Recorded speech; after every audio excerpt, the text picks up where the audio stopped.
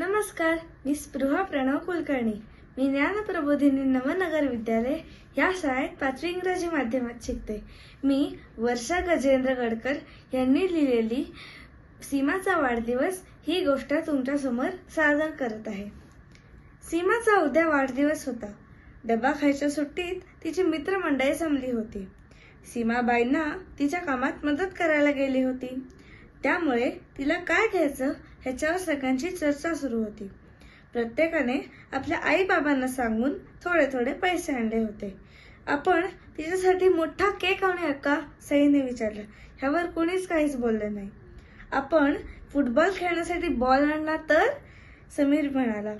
अरे, ह्या भेटी आपल्या सगळ्यांसाठी झाल्या, तिला म्हणून खास काहीतरी आणायला हवं, अनिश म्हणाला. बरोबर, तिच्याकडे कायम राहील असं काहीतरी आणू, मीता म्हणाली. आयडिया, कांचन एकदम टाळ्या वाजवत म्हणाली. आपण तिच्यासाठी एखादं पुस्तक आणूया, तिला वाचायला खूप आवडतं. खरंच छान, तिला पुस्तकच देऊ आपण, विक्रम म्हणाला. चला आता सांगा, कुणी कुणी किती किती पैसे आणले आहेत, मीता म्हणाली. त्यानुसार पुस्तक किती किमतीचं आणायचं हे ठरवता येईल. मी 20 रुपये आणलेत, समीर म्हणाला. मी 10 रुपये आणलेत, अनिश म्हणाला. मी 15 रुपये आणलेत, आईने मला तेवढेच दिले, सई म्हणाली. मला बाबांनी 10 रुपये दिलेत, मीता म्हणाली. अच्छा, आपल्याकडे एकूण 55 रुपये झाले. तेवढ्यात विक्रम आणि कांचन आले. माझ्याकडे 30 रुपये आहेत, विक्रम म्हणाला. मी 25 रुपये आणलेत, कांचन म्हणाली.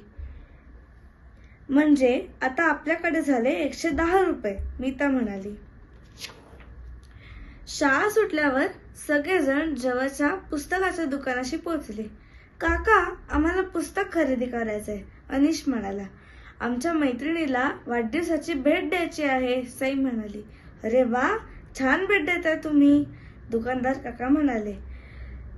तुम्हाला मुलांसाठीची काही पुस्तकं दाखवतो मी. दाखवा, पण शिरीष कुमाराचं पुस्तक आहे का तुमच्याकडे, कांचन म्हणाली.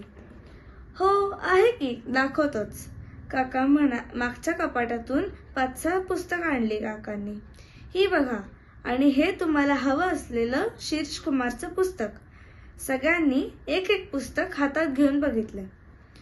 शिरीष कुमारचं केवढ्याला आहे सांगा ना काका, कांचन म्हणाली. 125 रुपये, काका म्हणाले. सगळ्यांनी एकमेकांकडे पाहिले. पण मी तुम्हाला सवलत देणार आहे, काका म्हणाले. तुम्ही पुस्तक भेट देताय ह्याचं मला कौतुक वाटतं, म्हणून ही सवलत बर का. तुमच्यासाठी हे पुस्तक 100 रुपयांना. सगळेजण एकदम खुश झाले. या उरलेल्या 10 रुपयांचं काय करूया, मीताने विचारलं. मी सांगू, कांचन घाईने म्हणाली.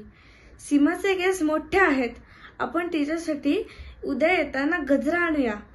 पुस्तक आणि सगळे सुगंधी शुभेच्छा पाहून सीमा नक्की खुश होईल, मीता म्हणाली. दुसऱ्या दिवशी शाळेत गेल्यावर मुलांनी सीमाला दोन्ही भेटी दिल्या. मित्रमैत्रिणींनी दिलेल्या आवडत्या भेटी बघून सीमाला खूपच आनंद झाला. तुम्ही मला माझ्या सर्वात आवडता खाऊ दिलात रे, ती पुस्तक उघडत म्हणाली. धन्यवाद.